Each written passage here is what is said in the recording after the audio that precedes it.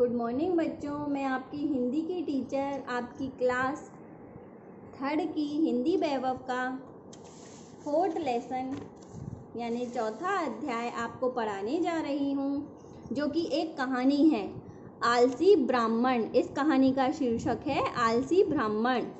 आलस्य मनुष्य के लिए हानिकारक है। यह संदेश इस पाठ द्वारा बच्चों को दिया गया है, यानी आपको दिया गया है। समय का सदुपयोग जीवन में आवश्यक है। समय का सदुपयोग यानी सही से समय को उपयोग में लाना ही जीवन में आवश्यक है। एक गांव में एक गरीब ब्राह्मण रहता था। वह बड़ा ही आलसी था। भाग्य के भरोसे उसका जीवन बीत रहा था, यानी बहुत आलसी था। वो कोई काम वाम नहीं करता था। भाग्य के भरोसे ही उसका जीवन बीत रहा था। एक दिन उस गांव में एक साधु आया। ब्राह्मण ने साधु की सेवा की। साधु जब वापस जाने लगा तो ब्राह्मण से बोला, तू है बड़ा आलसी, परंतु सेवा भाव बहुत है, यानी तुझमें सेवा करने की भावना बहुत है। तुम्हें संतों की सेवा का फल तो मिलना ही चाहिए। मैं तेरी सेवा से बहुत प्रसन्न हूँ। यह पारस पत्थर तुझे दे रहा हूँ।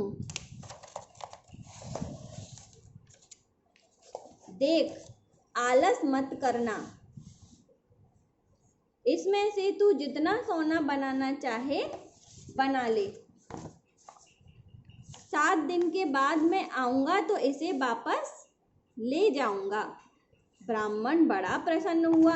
उसने साधु के पैर छुए और पारस पत्थर को लेकर भागता हुआ घर पहुंच गया। सारा घर खोज लेने पर उसे थोड़ा सा लोहा मिला। उसे पारस पत्थर से छुआकर उसने सोना बना लिया। उसकी पत्नी भी बहुत प्रसन्न हुई। 8 वर्षों के बाद मेरे पति ने कुछ कार्य तो किया।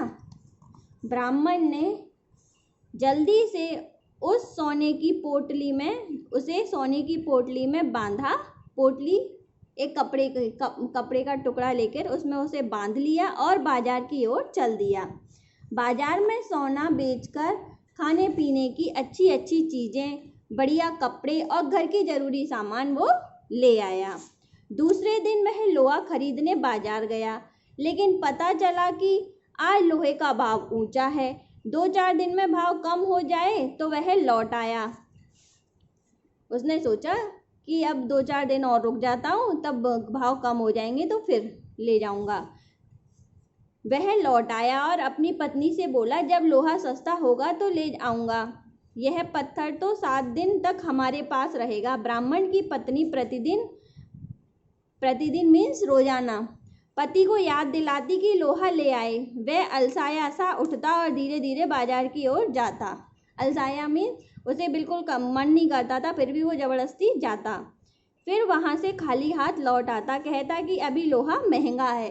इसी प्रकार 6 दिन बीत गए। लोहे का भाव कम नहीं हुआ। ब्राह्मण के कानों में जूं न रेंगी, यानी उस पर कोई असर नहीं पड़ा उसकी बातों का। 7वां दिन भी आ गया, मगर ना लोहा आया और ना सोना बन सका। 7वां दिन भी बीत गया, ना तो लोहा आया और ना ही उसका सोना बन सका। 8वें दिन साधु महाराज वापस आए।